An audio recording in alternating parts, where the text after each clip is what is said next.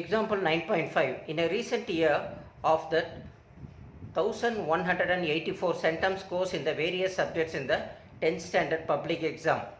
So 233 were in mathematics, 125 in social science and 106 in science. If one of the students selected at a random, find the probability that selected is in the student. First one is a centum scores in the mathematics is not centum in the science. So ரெண்டு ஈவெண்ட்டுக்குமே நம்ம என்ன செய்யணும், possibility பார்க்கணும் இல்லைங்களா. First எப்படி பார்க்கணும், first one let E1 to be the event one, அதாவது to getting a centum scores in mathematics. Therefore n of E1 means centum scores in mathematics equal to எவ்வளோ கொடுத்துருக்காங்க, 233 அது கொடுத்துருக்கு கிவன் இல்லைங்களா. அப்போ P of E1, probability of E1 equal to n of E1 by n of S, favorable by total number of outcomes. அப்போ favorable எவ்வளவு 233 by total number of E1 இது வந்து எவ்வளோ வருது 1184. this is also to be given. ஓகேங்களா, நம்ம இப்படி போட்டாச்சு. அடுத்து லெட் செகண்ட் ஒன் என்ன கேட்குறாங்க, let E to the even to be getting the centum scores in the science-க்கு கேட்குறாங்க. நல்லா ஞாபகம் வச்சுக்கணும். therefore n of E2 as a centum scores in the science இல்லைங்களா. இப்போ நம்ம என்ன செய்கிறோம், therefore the n of E2 equal to எவ்வளோ கொடுத்துருக்காங்க, சென்டம் சயின்ஸுன்னு கொடுத்து 106 கொடுத்துருக்காங்க, it will be given இல்லைங்களா. நம்மளுக்கு தேவையானது என்னது, probability of E2 equal to n of E2 by n of S. அப்போ 106 by 1184 அப்படின்னு நம்ம ஃபஸ்ட் என்ன செய்கிறோம், சென்டம் எடுத்தவங்களை கண்டுபிடிச்சிட்டு தான் நாட் சென்டம் எவ்வளோன்ட்டு நம்ம கண்டுபிடிக்கிறோம் with help of the formula இல்லைங்களா.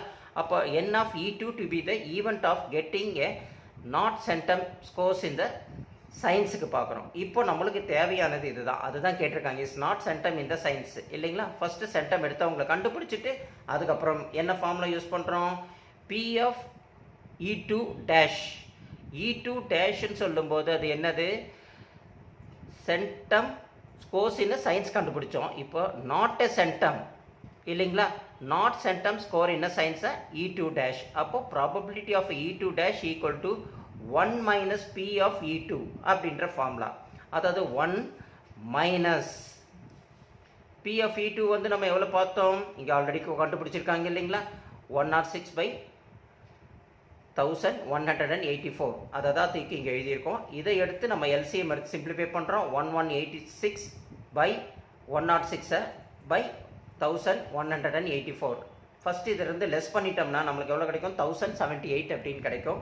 அதுலேருந்து டிவைடட் பை 1184 அப்படின்னு நம்ம போட்டுக்கிட்டோம்னா அதுதான் என்னது, probability of E2 not centum in a science 1078 by 1184 அப்படின்னு நம்ம புரிஞ்சுக்கணும். புரியுதுங்களா, இதுதான் probability of even 2. Even 2 is not centum. எப்போ நாட் சென்டம்னு கேட்டாலும் ஃபஸ்ட்டு சென்டத்துக்கு கண்டுபிடிச்சிட்டு அதிலிருந்து இந்த 1 minus P of E2 formula இருக்குது பார்த்தீங்களா, இந்த ஃபார்முலாவை போட்டுட்டோம்னா நம்மளுக்கு கிடைக்கிறது தான் P of not centum in science இல்லைங்களா. அப்போ P of E2 dash equal to 1078 by 1184 அப்படின்றது நம்ம தெளிவாக போட்டுக்கிட்டு இதை அழகாக உக்காந்துட்டு இந்த ஃபார்முலாவை நம்ம புரிஞ்சுக்கணும் எப்பயுமே.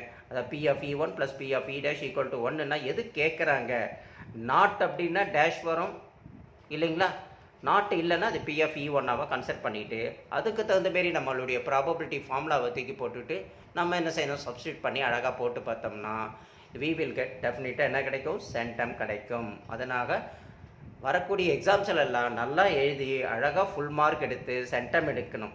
ஓகேங்களா, ஆல் த பெஸ்ட்.